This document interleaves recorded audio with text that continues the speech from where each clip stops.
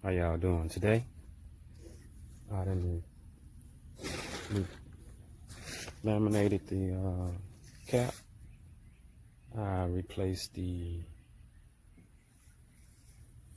locker, in front locker by the bow, and now I'm going to laminate this part of the bow where the trolling motor is going to sit.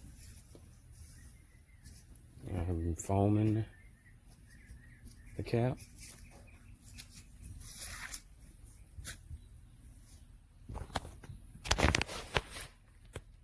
So, yeah, I'm new to this, but you know what? Ain't nothing hard to do.